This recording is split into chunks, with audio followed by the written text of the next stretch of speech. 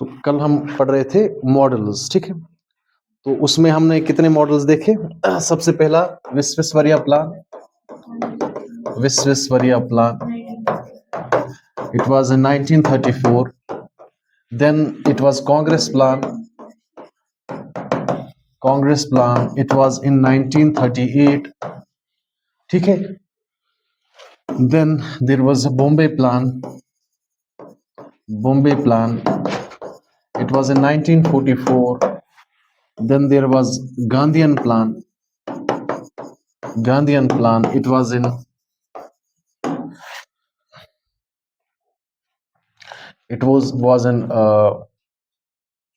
1944 as well. Then there was state plan, which was given by M.N. Roy plan. That was in 1945. इतनी पढ़े थे, ठीक है। So Visvesvaraya का एक और चीज, this plan was mostly influenced by the capitalist model. It was based on capitalist model. Whose plan? मैंने लिखा है भी था, it was based on capitalist model last में। और ज्यादातर इसने किसको प्रमोट करना चाहा? Technical education, because he was an engineer obviously, and his thought process with respect to planning was always capitalist based. It was not socialist based anymore. So Congress plan, obviously it was social welfare. Then Bombay plan came, they were more influenced and they were promoting the industrialization. Then there was Gandhian plan, obviously it was rural centric plan, and then there was state plan. State plan इस वजह से कहते हैं because here the plan motive and objective was the nationalization of things, nationalization of resources. So these were the number of plans. Coming today, there is another one, उसको कहते हैं Sarvodaya plan. Sarvodaya, it came into 1950. Sarvodaya मतलब rural development. देर एक बंदा था जिसका नाम था लोकनायक जयप्रकाश नारायण।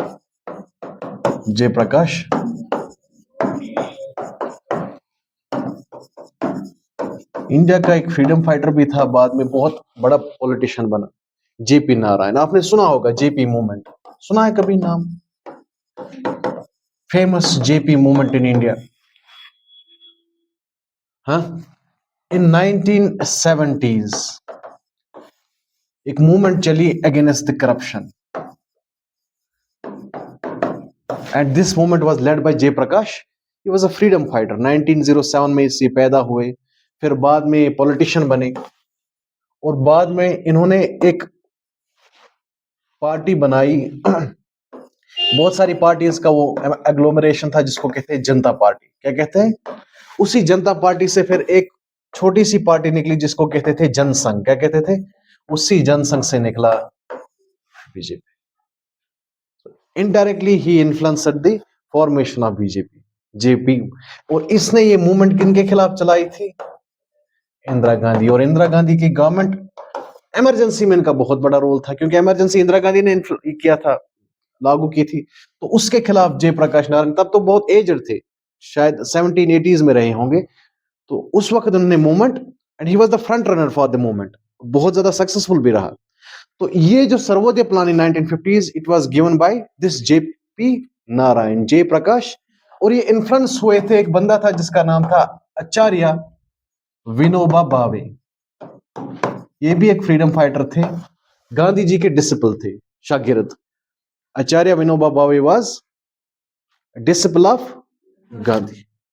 तो जब गांधी का डिसिपल होगा एंड जयप्रकाश नारायण उससे इन्फ्लुएंस हुआ होगा, तो ऑब्वियसली इनकी जो प्लान सजेशन होगी वो क्या रही होगी?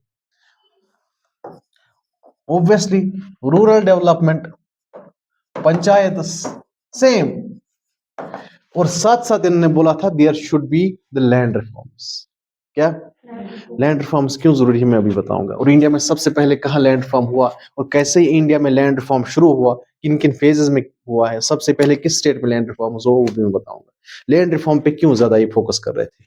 एम एन रॉय ने भी फोकस किया था, इसने भी लैंड रिफॉर्म पे। हालांकि एम एन रॉय ने नेशनलाइजेशन ऑफ लैंड कहा था, इसने कहा land reforms, there should be the land reforms. एक और चीज, इनको टेक्नोलॉजी कह रहे थे कि development should not be dependent on technology, there should not be technology dependent development, कि आप टेक्नोलॉजी पे ज्यादा भरोसा, आप ह्यूमन कैपिटल ज्यादा तैयार करो, ह्यूमन स्किल एजुकेशन प्रमोट करो, it should not be technology based. किसने बताया था? जयप्रकाश नारायण। कौन था ये? एक फ्रीडम फाइटर थे, बाद में एक बहुत बड़े पॉलिटिशियन रहे, और एक फेमस मूवमेंट उन्होंने चलाई जिसको कहते हैं JP movement, against the corruption and emergency के दौरान he was against the Indira Gandhi, and एक सक्सेसफुल भी रहे। बाद में इंदिरा गांधी की गवर्नमेंट उनको रिजाइन भी करना पड़ा, and he was the propounder, अगर हम कहें indirectly propounder of the Bharatiya Janata, क्योंकि इन्होंने जनता पार्टी एक बनाई थी जिससे जनसंघ निकला, जनसंघ से बाद में बीजेपी बनी। ठीक, ये इनका था। इसके बाद अगला है फेमस, जिसको हम कहते हैं महल नॉबिस मॉडल। ये 1955 में आया था महल नॉबिस। बहुत बड़े स्टैटिस्टिशियन से, इनका पूरा नाम था पीसी महल नॉबिस, प्रसन्नता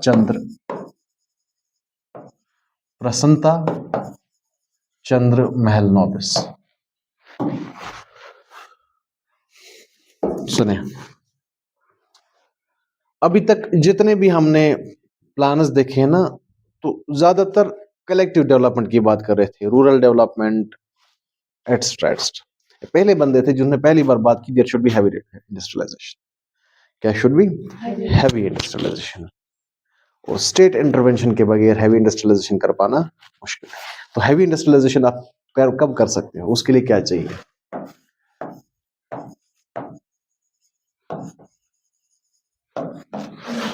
इन्वेस्टमेंट। इन्वेस्टमेंट जब होगी तो ही क्या हो जाएगी? Heavy industrialisation.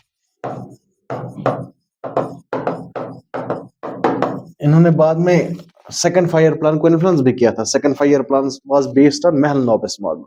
हालांकि ये सिर्फ महल नॉबिस नहीं थे, इनके एक मॉडल का नाम था लैंड्समैन फील्ड्समैन महल नॉबिस मॉडल। दो बंदे थे, एक रशियन था इकोनॉमिस्ट, एक ये थे, ये स्टैटिस्टिशियन थे। कौन थे? स्टैटिस्टिशियन, इंडिया के बहुत फेमस, बहुत मशहूर स्टैटिस्टिशियन। और इनका जो बर्थ डेट है 29 जून, that is celebrated as national statistics day. National statistics, ठीक है। इंडिया का एक प्रीमियर इंस्टीट्यूट है जिसको कहते हैं इंडियन स्टैटिस्टिकल इंस्टीट्यूट। सुना होगा, इंडियन स्टैटिस्टिकल इंस्टीट्यूट, ISI। उसको एस्टेब्लिश किसने किया? इन्होंने। किसने किया? पीसी महल नॉबिस। और दो बड़े ऑर्गेनाइजेशंस, एक नेशनल सर्वे ऑफिस, NSSO जिसको कहते हैं, नेशनल सैंपल सर्वे ऑफिस, और सेंट्रल स्टैटिस्टिकल ऑर्गेनाइजेशन। ध्यान से सुनना, NSSO, आपने एड्स देखे होंगे, पहले जमाने में एड्स होते थे। NSSO क्या करती है? सर्वेज करती है कि किन की कितनी पॉपुलेशन है, किनके घर में कितने मुलाजिम हैं, आते थे ना वो सर्वे करने वाले। हाँ, और ये दूसरी थी सेंट्रल स्टैटिस्टिकल ऑर्गेनाइजेशन। ये एक अथॉरिटी रहती है जो सर्वे कराती है, और इसका जो हेड होता है वो होता है डायरेक्टर जनरल। क्या होता है? Director general. तो इनको बनाने के लिए भी किसने बहुत ज्यादा इन्फ्लुएंस किया है? पीसी महल नॉबिस ने। ठीक है, बहुत बड़े स्टेटिस्टिशियन थे। ह्यूमन मेजरमेंट सिस्टम, जो साइंटिफिक मेजरमेंट सिस्टम है ना, कैसे स्टेटिस्टिक्स क्रिएट करते हैं पॉपुलेशन को या डेमोग्राफी को मेजर करने के लिए, वो किसने दिया था? पीसी महल नॉबिस।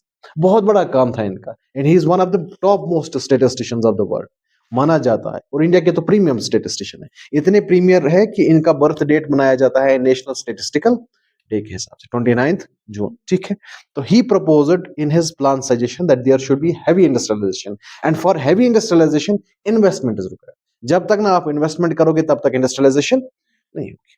कब इन्होंने प्लान दिया था? 19, फिर वो 1955 में जो प्लान था, ये फिर इंप्लीमेंट बाद में हुआ इनका मॉडल 1956, सेकंड 5 ईयर प्लान। कब हुआ था? सेकंड 5 ये प्लान सजेशंस थे। अब इनमें से किस किस प्लान में इन प्लान्स के रिकमेंडेशंस को एक्सेप्ट किया, इंप्लीमेंट किया, वो हम आगे देखेंगे। तो आहिस्ता आहिस्ता इंडिया की फ्रीडम मूवमेंट चल रही थी और इंडिया आजाद हो गया। कब हो गया? 1947 में इंडिया आजाद हो गया, 15 अगस्त 1947। उसी वक्त प्लान क्यों नहीं शुरू किया? अगर 1947 में हम आजाद हुए थे तो हम अंग्रेजों से आजाद हुए, तो हम इंडिपेंडेंट अथॉरिटी थे ना कोई भी डिसीजन लेने के लिए। तो why didn't we actually choose this 5 year plan at that very much time? हमें क्यों बाद में वेट करना पड़ा और 4 साल 5 साल? हमने 51 में शुरू किया, तो पहले क्यों नहीं किया? उस वक्त प्रॉब्लम क्या थी इंडिया में? 1947 से लेके 1951 तक, जब से 5 ईयर प्लान शुरू हुआ, तो तब तक प्रॉब्लम क्या थी? सबसे बड़ी प्रॉब्लम थी क्योंकि पार्टीशन हो गया था ना। तो पार्टीशन जब हुआ था तो रिफ्यूजी इन्फ्लक्स बहुत हुआ। क्या हुआ? रिफ्यूजी इन्फ्लक्स बहुत हुआ, तो पूरे मुल्क में कियोस था। आपको खुद भी नहीं पता था कि आपके पास कितनी पॉपुलेशन है, या जो पॉपुलेशन है वो कितनी डिस्पर्स हुई है, कितनी माइग्रेट हुई है, या कितनी आई है बाहर से। क्योंकि दो टेरिटरी से जा रहे थे ना पॉपुलेशन, पाकिस्तान से इधर आ रहे थे कुछ लोग और इंडिया से जा रहे थे उधर। अब आपके पास एग्जैक्ट डाटा था ही नहीं। दूसरा, उस वक्त गरीबी बहुत ज्यादा थी, पॉवर्टी थी बहुत ज्यादा। अब आपको ये एसेस करना था कि हमारे पास गरीबी कितनी है, और गरीबी तो बहुत ज्यादा थी, अबव पॉवर्टी लाइन तो बहुत कम लोग रह रहे थे। तीसरा, आपके पास प्रोडक्शन थी ही नहीं, और प्लान तभी करोगे ना जब आपके पास प्रोडक्शन होगी। सीधी सी बात है ना। चौथा, irrigation facility was nil at the bottom. अब प्रोडक्शन तभी हो सकती है जब आपकी इरिगेशन होगी। जब इरिगेशन है ही नहीं तो प्रोडक्शन कैसे हो सकती? ये मेजर चीजें थी ना। अदरवाइज उनके पास तो इतने सजेशंस थे, पैसा नहीं था, इन्वेस्टमेंट कहां से लाते? तो इन्वेस्टमेंट भी नहीं थी। तो अब सबसे पहले क्या करना, अगर प्रोडक्शन बढ़ानी है तो सबसे पहले आपको इरिगेशन, क्योंकि एग्रीकल्चर लैंड तभी प्रोडक्टिव हो सकता है जब पानी आ जाएगा। आपका इतना सारा इतना बड़ा एग्रीकल्चर लैंड था और वो स्कैटर्ड था। क्या था? ऊपर से लैंड रिफॉर्म्स हुए नहीं थे, ऊपर से लैंड कंसंट्रेशन बहुत थी। जागीरदार, जमींदार, इंटरमीडिएरीज अभी भी थे। जागीरदार, लैंड ओनर्स, इन्होंने इतनी सारी कंसंट्रेशन ऑफ लैंड की थी अपने पास, इतनी सारी लैंड अपने पास रखी थी। आप समझ रहे हैं मेरी बात? तो अब आप ये करोगे कि पहले क्या करना है, पहले नेशनलाइजेशन करोगे लैंड का, लैंड रिफॉर्म्स करोगे, कि पहले इरिगेशन करोगे? इरिगेशन संभालोगे कि माइग्रेशन इन्फ्लक्स रिफ्यूजीज संभालोगे? रिफ्यूजीज संभालोगे कि यहां प्रोडक्शन करोगे या इन्वेस्टमेंट करोगे? कितने क्राइसिस हैं? तो इमीडिएटली आपके पास, और उस वक्त इंटरिम गवर्नमेंट थी, आपको पता होगा, आपको पता है ना उस वक्त कौन सी गवर्नमेंट थी? इंटरिम गवर्नमेंट थी ना। इलेक्शन तो बाद में हुए थे ना 1950s में। तो इंटरिम गवर्नमेंट तो ऐसा फैसला प्लानिंग तो नहीं कर सकते। इंटरिम समझते हैं ना, for time being. Interim government जिसमें जवाहरलाल नेहरू भी प्राइम मिनिस्टर ही थे, लेकिन इंटरिम थे, यानी कि it was a time being. ये इलेक्टेड गवर्नमेंट इंटरिम गवर्नमेंट थी, और उसके बाद फिर इलेक्शंस हुए थे। अब बात समझ रहे हैं? तो ये चीजें बहुत ज्यादा एक ऑब्स्टिकल क्रिएट हुआ, जिसकी वजह से आप इमीडिएटली प्लानिंग नहीं। और आप प्लानिंग कैसे करोगे, उसके लिए पहले ऑर्गेनाइजेशन होनी चाहिए जो आपके पूरा एसेस करके देगी कि आपके पास कितने रिसोर्सेस हैं, आपके पास कितनी और प्रोडक्शन करनी है, लैंड रिसोर्सेज कितने हैं, ह्यूमन रिसोर्सेज क्या है, एग्रीकल्चर लैंड कितना है, फॉरेस्ट कितना है, इंपोर्ट कितना करना है। अब देखिए ये कब बने हैं? ये करीबन करीबन एक बनी है 1950s में और एक बनी है 1955 में। तो आपके पास कोई सेंट्रल अथॉरिटी भी नहीं थी जो आपको डाटा प्रोवाइड सॉरी जो आपको डाटा प्रोवाइड करके देती। आप समझ रहे मेरी बात? तो फिर क्या हुआ इस टाइम बीइंग में, आपने क्या किया? इस टाइम बीइंग में सबसे पहले एसेस हुआ कि हम थोड़े बड़े बड़े काम करते हैं। क्या करते हैं? हम एक प्रोग्रामर्स लेते हैं। क्या लेते हैं? प्रोग्राम। सबसे पहले छोटा सा प्रोग्राम एग्रीकल्चर की बेसिस पे, बड़ा प्रोग्राम छोटी सी स्कीम। हम प्रोडक्शन देखते हैं कि हमारे पास प्रोडक्शन कितनी है। दूसरा हम काम करते हैं, एक प्रोग्राम आया जिसको कहते हैं कम्युनिटी डेवलपमेंट प्रोग्राम। क्या कहते हैं? Community development.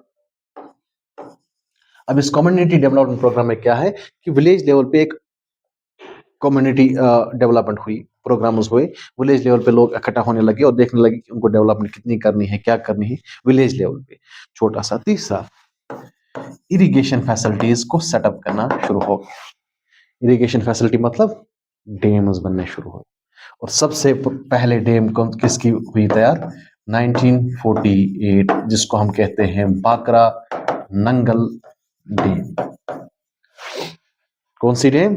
बाकरा नंगल। दूसरी डैम हीराकुद डैम, मैं अभी बताऊंगा कहां कहां है। 2 डैम्स 1948। उसके बाद 1949 में Damodar valley corporation, Damodar dam 3। उसके बाद नाग अर्जुन सागर डैम। उसके बाद कोसी डैम। आपको एग्रीकल्चर प्रोडक्शन करनी है ना, तो पहले डैम्स बनाओ। बात समझ आ रही है? ये बाकरा नंगल डैम कहां पे है? On which river? It is on Sutlej river. और कहां पे बाकरा नंगल डैम? पंजाब में। उसके बाद हीराकुद डैम, ये कहां पे है? ये महानदी। महानदी कहां पे है? छत्तीसगढ़। उसके बाद Damodar valley corporation the dam is a huge multipurpose corporation, it is in West Bengal. उसके बाद नागार्जुन सागर आंध्र प्रदेश। उसके बाद कोसी डैम बिहार। तो आपने इनिशियली इस टाइम पीरियड में फ्रॉम 47 टू 50 क्या किया? 3 सालों डैम बनाना शुरू किया। ठीक है। अब थोड़ी बहुत आपने क्या की? थोड़ा सा आपने किया कि हम रोड एक्सेस करते हैं, एसेस करते हैं कि हमारे पास रोड्स कितने हैं, कहां कहां रोड्स बनाने। क्योंकि तितर बितर किया था अंग्रेजों ने। एक तो उन्होंने किया था खुद, दूसरा पार्टीशन से हुआ। पार्टीशन के दौरान भी बहुत ज्यादा वायलेंस हुआ ना, वायलेंस के दौरान भी बहुत इंफ्रास्ट्रक्चर खत्म हो गया था। तो सबसे पहले आपने क्या करना है? आपके पास इंफ्रास्ट्रक्चर कितना है? इंफ्रास्ट्रक्चर मीन्स वो इंफ्रास्ट्रक्चर जो आपको प्रॉफिट बना के दे सकता है। आप समझ रहे हैं? यानी कि जो गवर्नमेंट के लिए एसेट है। अब इंफ्रास्ट्रक्चर में क्या आएगा? रेलवे, रोड्स, ब्रिड्स,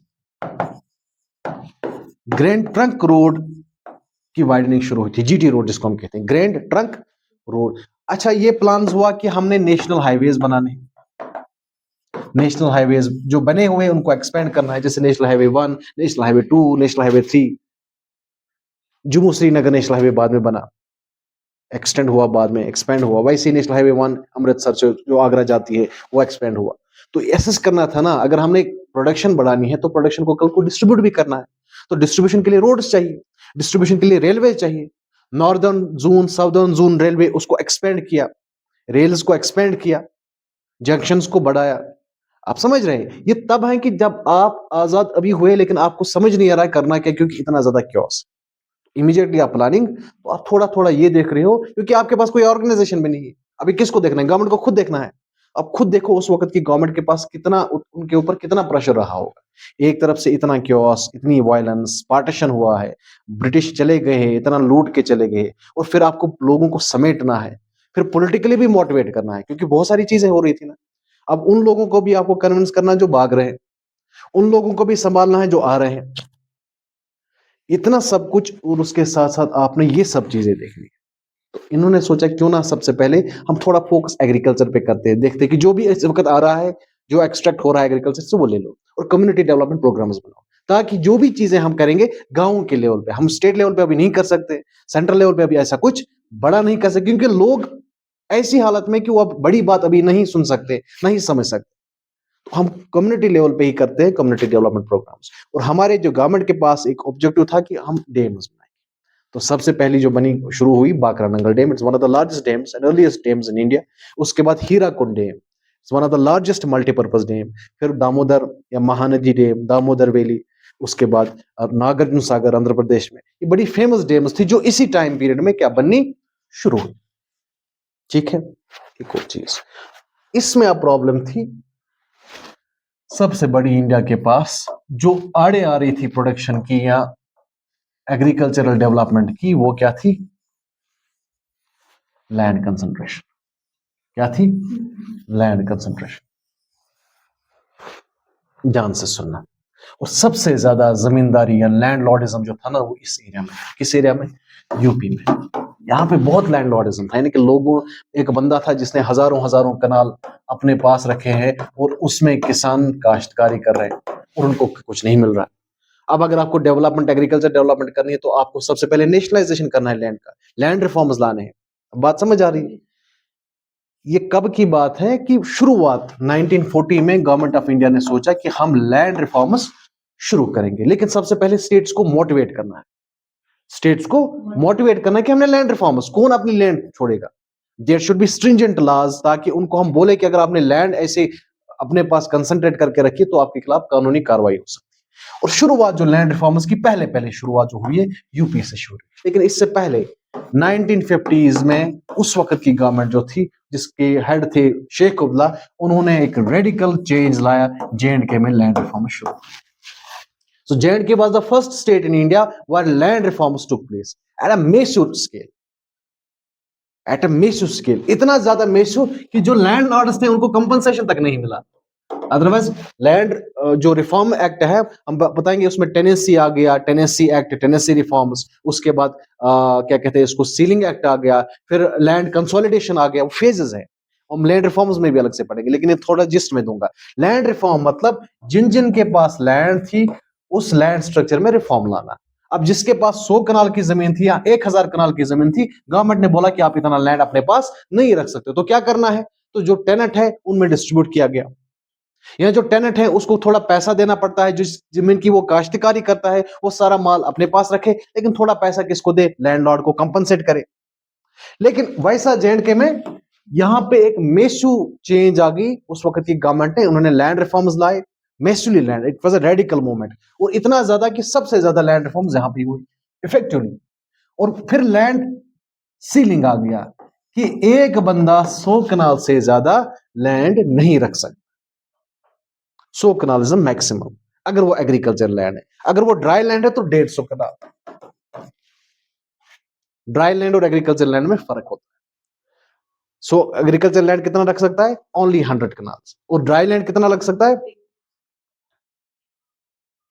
फिर बाद में 1950s में हुआ, फिर 1975 में J&K में फिर से रिफॉर्म शुरू हुए, टेनेंसी एक्ट आ गया। टेनेंसी मतलब those persons which are actually using the land of others, उनको टेनेंट्स कहते हैं। जो किसी का घर इस्तेमाल करते हैं, किसी की लैंड इस्तेमाल करते हैं for the purposes, for the benefit, उसको टेनेंट कहते हैं। तो टेनेंसी रिफॉर्म्स आ गए, लेकिन effectively in a shorter period सबसे पहले कहां आ गया, यहां पे स्लोली स्लोली शुरू हुआ। पहले 1950s में शुरू हुआ, फिर 1955 में लैंड रिफॉर्म्स हुए, फिर 1970 में टेनेंसी आ गया, 1960 में ये क्या कहते हैं इसको, टेनेंसी आ गया, 1975 में फिर क्या कहते हैं इस लैंड सीलिंग आ गई, फिर 1990 में मार्केटिंग ऑफ लैंड हुआ।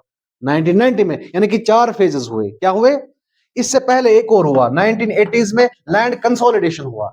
अब अगर आप फ्रेगमेंटेशन करोगे लैंड को, तो आपके छोटे छोटे टुकड़े हैं, तो क्या उगाओगे उसमें, कुछ नहीं।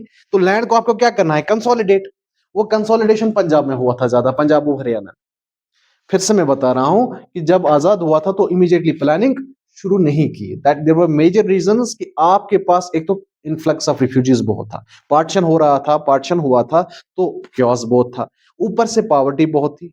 दो चीजें, आपके पास अगर एग्रीकल्चर लैंड थी लेकिन वो कंसंट्रेटेड थी, लैंड रिफॉर्म्स नहीं हुआ था, लैंड लॉर्ड्स के पास इतनी सारी जमीन थी, तो आपको एग्जैक्ट डाटा भी नहीं था कि गवर्नमेंट की लैंड कितनी है। आप समझ रहे मेरी बात। तीसरा, चौथा ये था कि अगर आपने प्रोडक्शन करनी भी थी एग्रीकल्चर की production, then you don't have the irrigation facilities.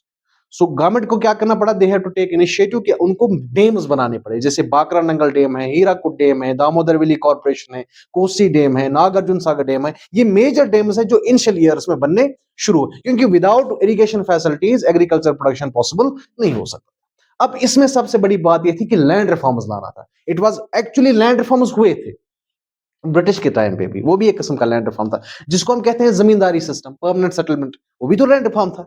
लेकिन वो इतना ज्यादा एक्सप्लॉइटेटिव था, उसमें जो किसान था सबसे ज्यादा एक्सप्लॉइटेशन तो उसको होता था।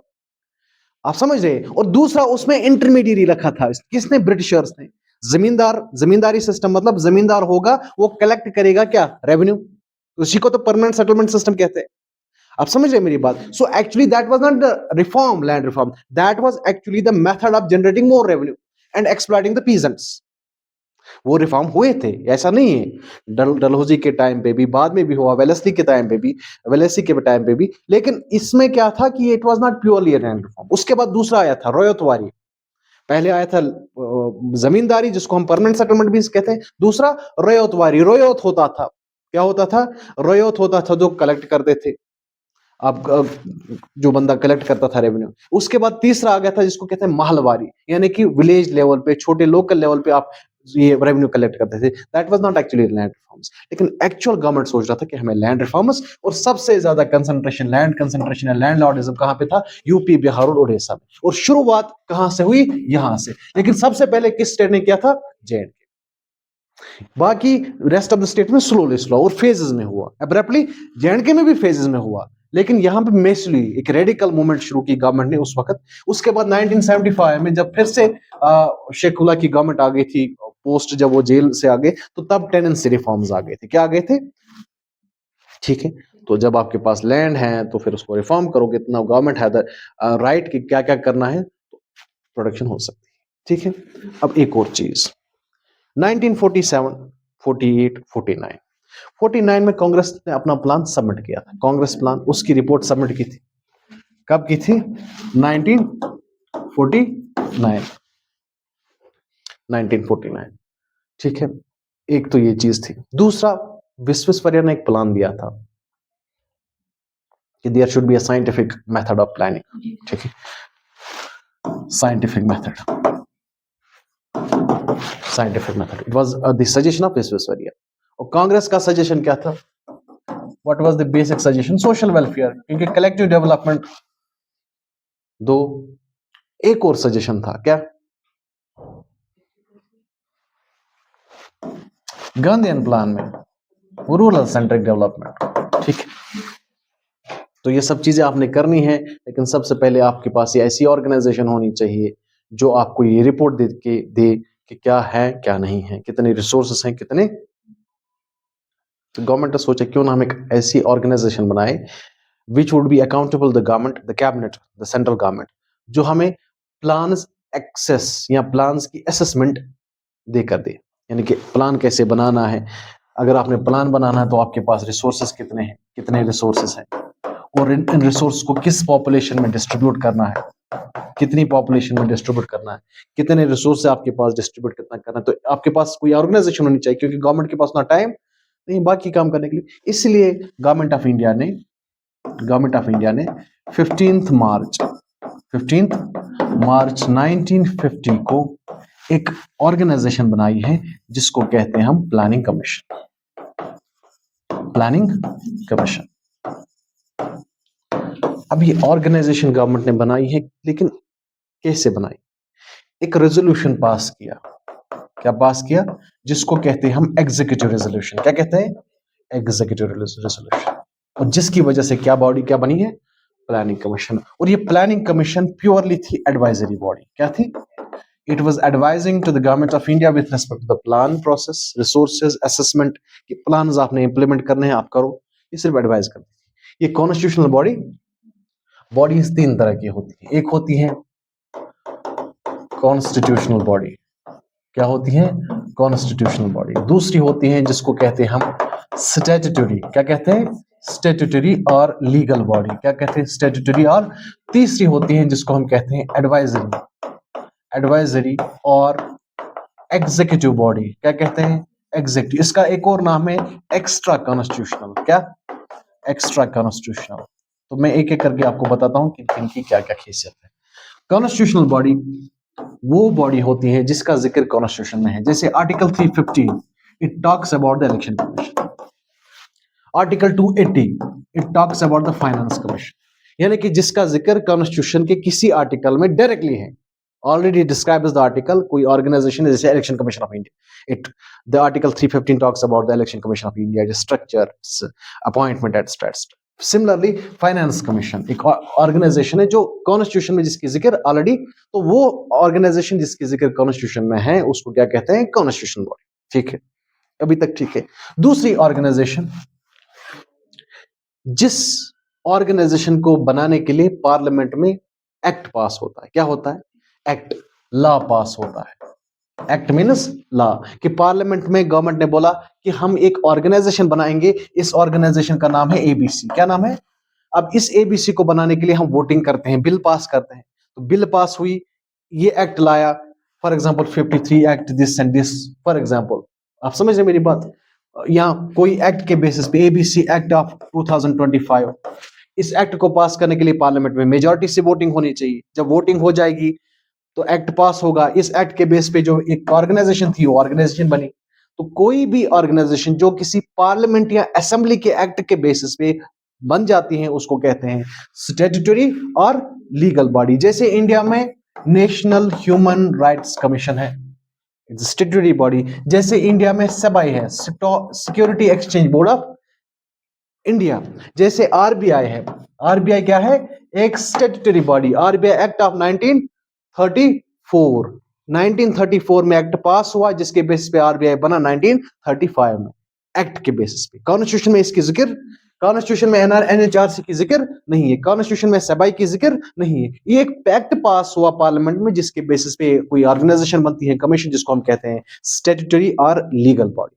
तीसरा होता है कि जिनकी जिक्र ना कॉन्स्टिट्यूशन में होती है, जो किसी ना एक्ट के पास होता है, एक सिंपल सा गवर्नमेंट रेजोल्यूशन पास करता है, जिस रेजोल्यूशन के बेस पे कोई कमीशन बनती है, उसको कहते हैं extra constitutional body, non constitutional body, non statutory body और advisory. And this planning commission was an advisory body.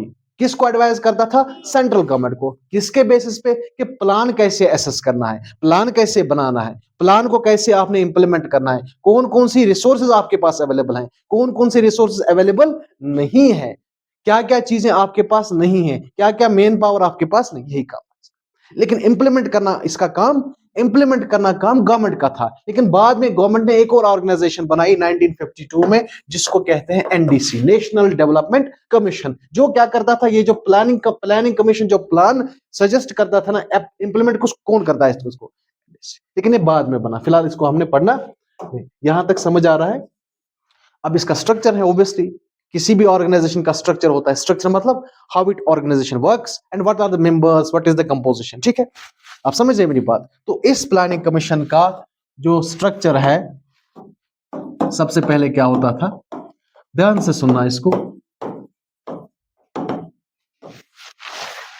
सबसे पहले इस प्लानिंग कमीशन का एक चेयरमैन है। कौन है? चेयरमैन। और chairman would always be the prime minister of the country. कौन होगा? Prime minister of. And but this is not the real executive. ये रियल चेयरमैन, रियल एग्जीक्यूटिव मतलब वन हु एग्जीक्यूट्स। ये real executive, it was a de jure. क्या था? D jury, आपने सुना होगा। दो बंदे होते हैं, एक होता है डी जूरी, दूसरा होता है डी फैक्टो। जैसे prime minister is the de facto head of the country, president is the de jure, titular जिसको हम कहते हैं। ये चेयरमैन भी क्या था? टाइटुलर। क्या था? टाइटुलर। यानी कि क्योंकि प्राइम मिनिस्टर है तभी वो चेयरमैन है इस कमीशन का। अगर वो प्राइम मिनिस्टर नहीं होगा तो chairman. So but the chairman would always be the prime minister. इसके बाद जो रियल मेंबर्स, इसका रियल चेयरमैन जिसको हम कहते हैं, रियल चेयरमैन जिसको हम कहते हैं डी फैक्टो हेड, क्या कहते हैं? वो डिप्टी चेयरमैन होता था। कौन होता था? Deputy chairman of planning commission. He was appointed. इसको क्या करते थे? अपॉइंट करते थे। कौन करता था अपॉइंट? Government of India. कौन अपॉइंट करेगा? Central government. एक ऑर्गेनाइजेशन है प्लानिंग कमीशन, इस प्लानिंग कमीशन के मेंबर्स से चेयरमैन है। चेयरमैन जो है वो होता था prime minister of India obviously. लेकिन वो रियल में इसका हेड, रियल में एग्जीक्यूटिव, रियल एग्जीक्यूटिव जो इसका होता था वो डिप्टी चेयरमैन होता था, जो कि अपॉइंट किया जा सकता था on terms, on fixed period, 5 साल के लिए, 4 साल के लिए, जिसको हम कहते थे डिप्टी चेयरमैन। पहली प्लानिंग कमीशन जब बनी थी उसका चेयरमैन कौन था? पहला प्राइम मिनिस्टर कौन था इंडिया का? जेएल नेहरू। कौन था? और पहला डिप्टी चेयरमैन प्लानिंग कमीशन का था गुलजारी लाल नंदा। गुलजारी लाल, ये 2 बार एक्टिंग प्राइम मिनिस्टर भी बन चुके हैं, आपको पता है? जीएल नंदा, गुलजारी लाल नंदा, लेकिन कभी परमानेंट प्राइम मिनिस्टर नहीं बने। जब ये इनकी डेथ हुई, किनकी, जेएल नेहरू की डेथ हुई ना, तो इमीडिएटली ऑफिस को किसने किया? ये एक्टिंग प्राइम मिनिस्टर थे गुलजारी लाल। और फिर जब लाल बहादुर शास्त्री गुजर गए ना, जो प्राइम मिनिस्टर थे, सेकंड प्राइम मिनिस्टर, उसके बाद जो गुजर गए, तो इमीडिएटली सेकंड टाइम एक एक्टिंग प्राइम मिनिस्टर बने गुलजारी लाल बनना, लेकिन कभी प्राइम मिनिस्टर नहीं बन पाए। The only prime minister, the only person who became the acting prime minister twice but never became a prime minister was, and he was the first deputy chairman of planning commission. कौन थे? Gulzari Lal. And this was the permanent, these were the permanent members. Chairman was not permanent, यानी कि obviously JL Nehru was not permanent. कभी भी अगर prime minister change हो जाता तो वो चेंज हो जाता, लेकिन it was a permanent. For example 5 साल के लिए परमानेंट है, आप समझ रहे मेरी बात? That is why he was the real executive. इसको क्या कहते थे? Real executive. अब इसके मेंबर्स वो भी परमानेंट है।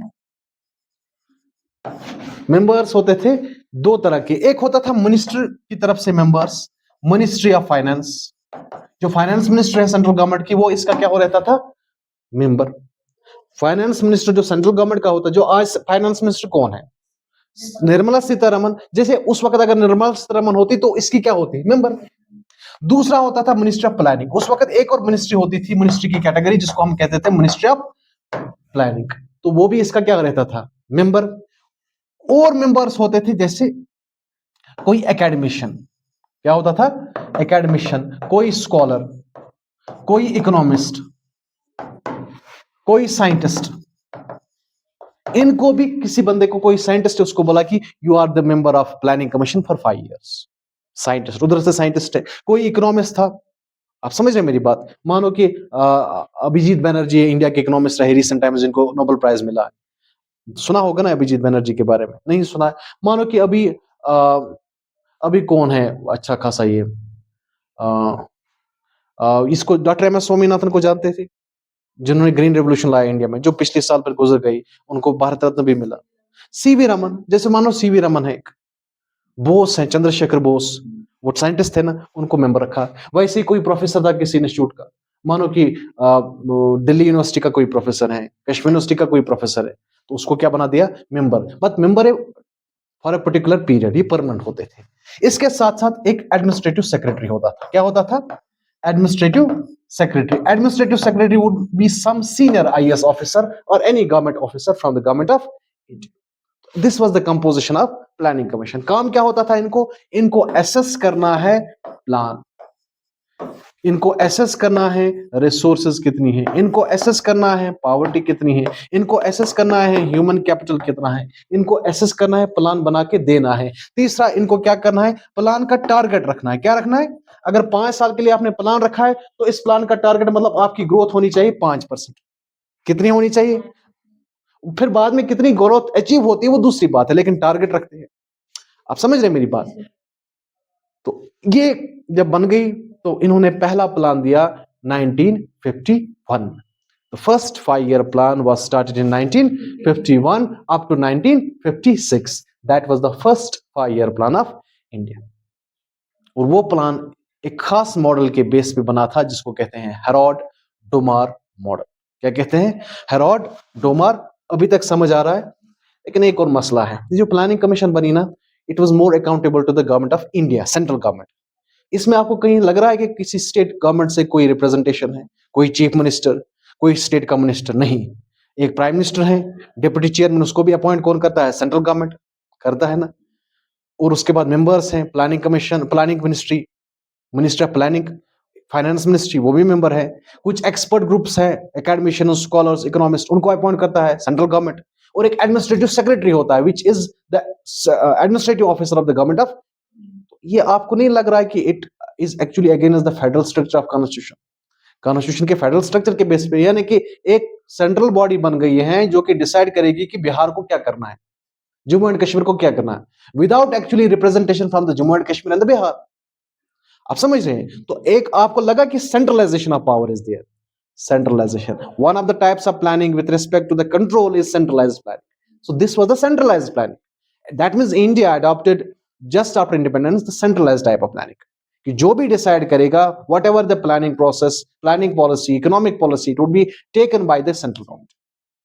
आप समझ रहे हैं? Actually it was a central authority. Planning commission was what? It was a central authority, responsible and accountable to the prime minister. Who was the prime minister? He was the central government. आप समझ रहे हैं मेरी बात? सो status का यहां पे से, यानी कि इनकी कोई उतनी ज्यादा ये कंसिडरेशन नहीं। दैट इज व्हाई 1952 में फिर एक दूसरी ऑर्गेनाइजेशन बनी, जिसको कहते हैं नेशनल डेवलपमेंट काउंसिल, जिसमें फिर कंपोजिशन बहुत ज्यादा थी। That was federal in character, जिसमें CMOs of the states represent हो रहे थे, lieutenant governor of the UTs represent हो रहे थे, बाकी ग्रुप्स रिप्रेजेंट हो रहे थे, जिसमें सभी फिर रिप्रेजेंट हो रहे थे। आप समझ रहे हैं मेरी बात?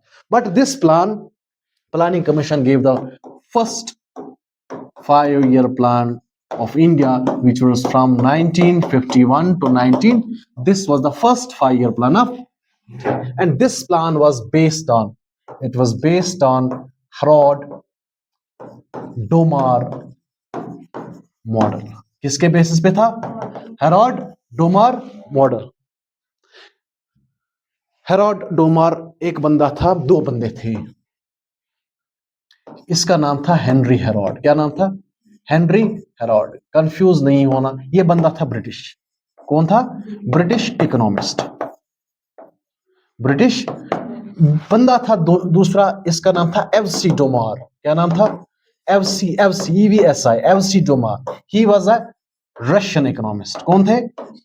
ये दोनों मिलके इन्होंने एक मॉडल बनाया था जिसको कहते हैं हेरोड डोमार। ये हेरोड डोमार मॉडल क्या कहता है? ध्यान से सुनना। ये हेरोड डोमार मॉडल कहता है कि growth is directly proportional to saving.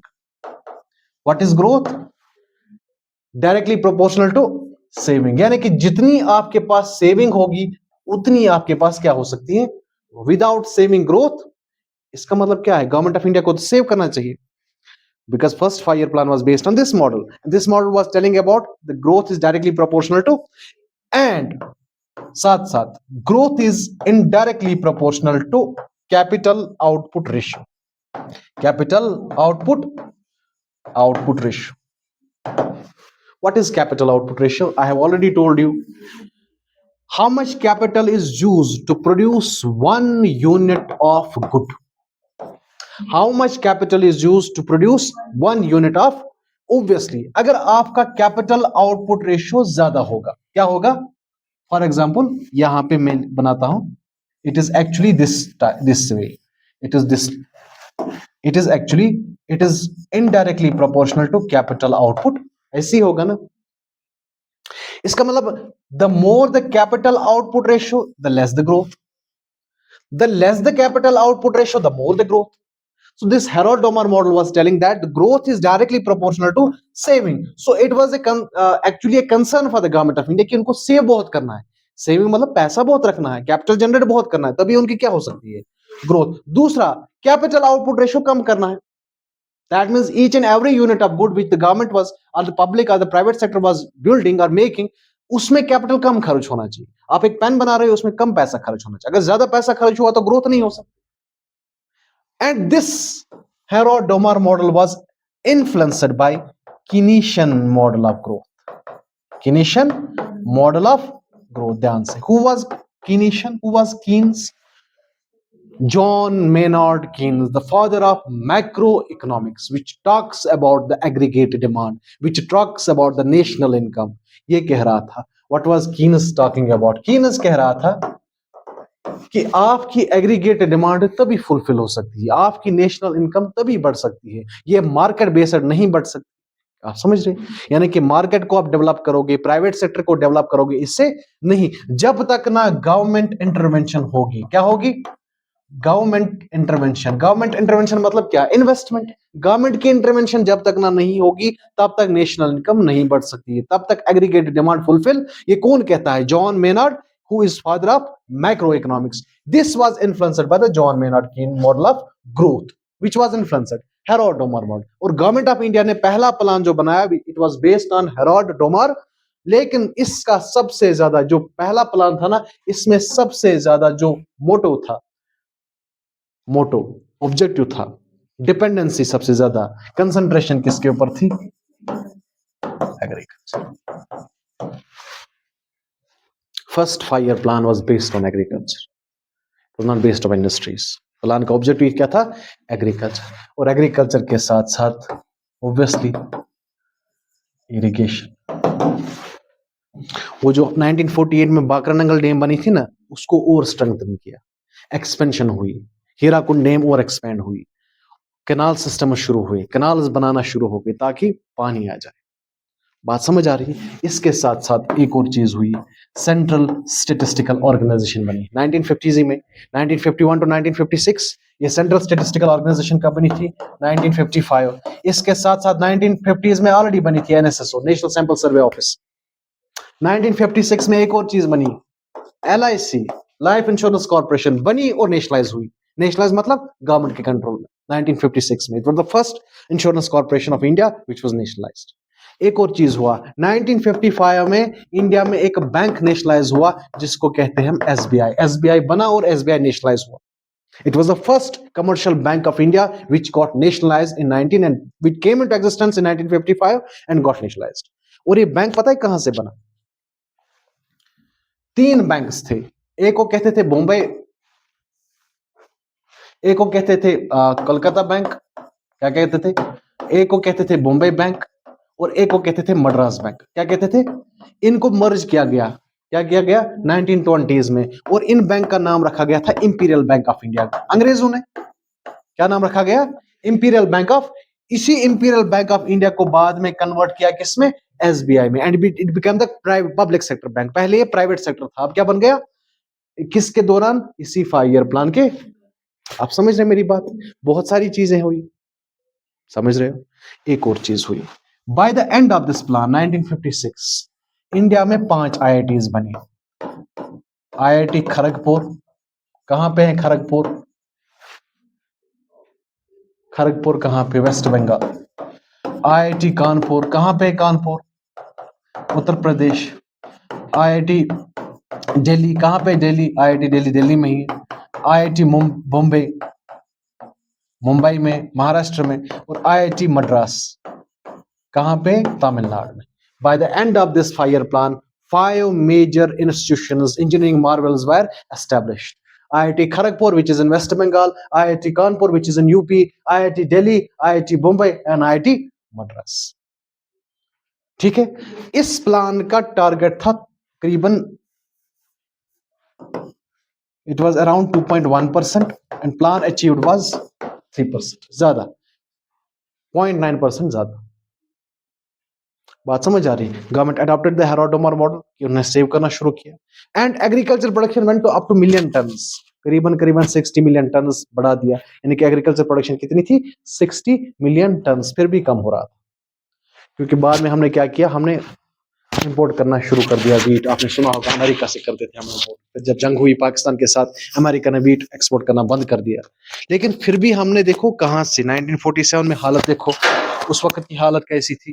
और उसके बाद क्या कहते हैं, फिर कितना चेंज हुआ। प्लानिंग कमीशन बनी, डेवलपमेंट ऑफ डैम्स हुई, रोड्स बनना शुरू हो गया। अच्छा, रेलवेज बनना, एक्सटेंशन जोन्स बनने शुरू हो गए, जंक्शंस और एक्सपैंड हुए, रोड्स वाइडनिंग हो गई, नेशनल हाईवेज की वाइडनिंग हो गई, ब्रिजेस बनने शुरू हो गए। ठीक है, ये पूरा किस प्लान में हुआ? पहले प्लान। थोड़ा थोड़ा थोड़ा थोड़ा इंप्रूव। ठीक है, समझ आ रहा है? ओके, लिखें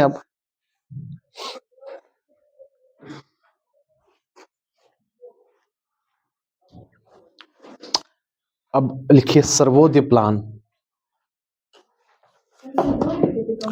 सॉरी सॉरी, 2 ही लिखे थे। ओके, लिखो तीसरा प्लान, बॉम्बे प्लान। मंडे को आपका टेस्ट होगा and Monday there would be I think 2 hour class. Now Monday onwards there would be 2 hour class of geography I think and 2 hour class of econ. And फिर after a week or so आप उसके बाद थोड़ा polity भी शुरू हो जाएगा।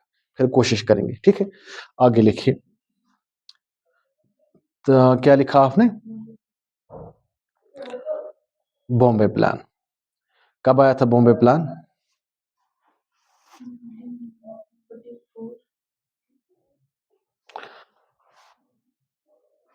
1944. This plan was given by this plan was given by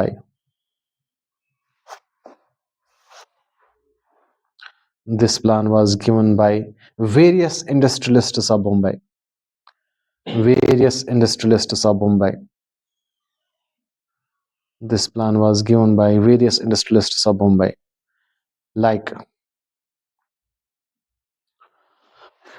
J.R.D. Tata, G.D. Birla, Kasturi Bai, Lal Bai, E.D. Shroff, Kasturi Bai, Lal Bai, E.D. Shroff. Full stop. It was actually a 15-year plan for India. It was actually a 15-year plan for India. It was actually a 15-year plan for India, and this plan wanted strong government intervention. This plan wanted strong government intervention in heavy industries, intervention in heavy industries,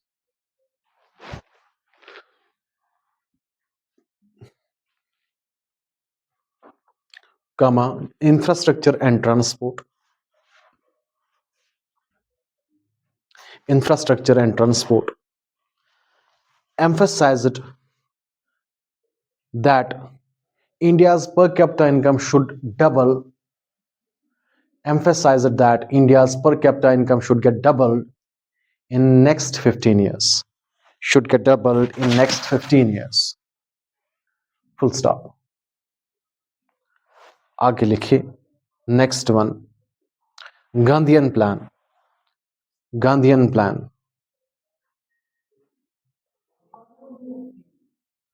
1944. This plan was prepared by S.N. Agarwal. Prepared by इतना ही लिखना, prepared by S.N. Agarwal. It is a rural centric development. It is a rural centric development plan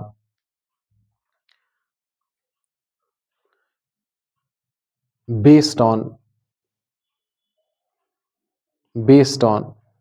village self-sufficiency, based on village self-sufficiency, comma, small and cottage industries, small and cottage industries, comma, decentralized economy, industries, comma, decentralized economy,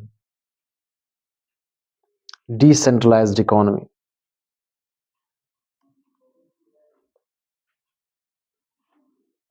Full stop.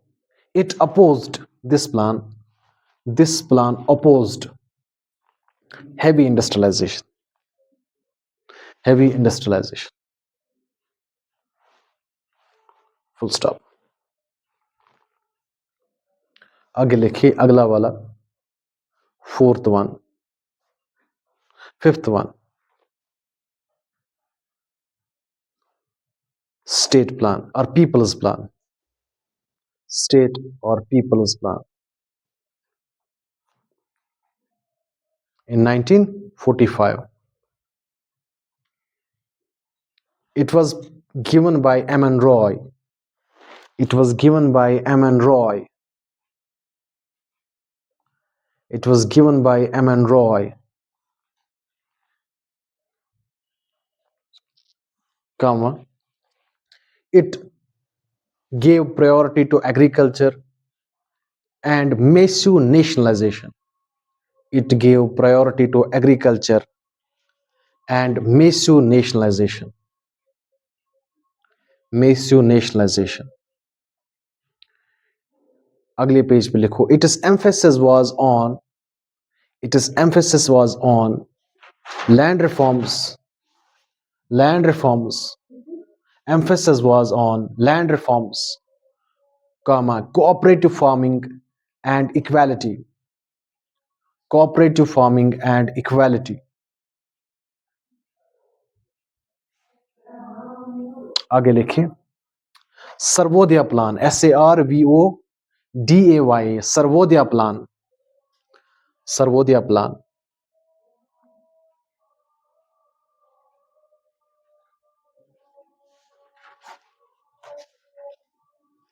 This was prepared by J.P. Narayan, J. Prakash Narayan.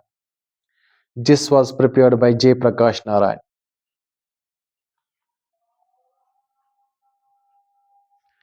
Based on Sarvodaya, based on Sarvodaya means bracket में लिखना upliftment of all, based on Sarvodaya upliftment of all, of all. It emphasized land reforms, self-reliance, land reforms, self-reliance and decentralization, and decentralization of planning. Decentralization of planning. Full stop. अगला वाला लिखो, महल नॉबिस plan. महल नॉबिस plan. अब इसमें लिखे 1955 bracket में. He suggested heavy industrialization. He suggested heavy industrialization and investment from the government. He suggested heavy industrialization and investment from the government.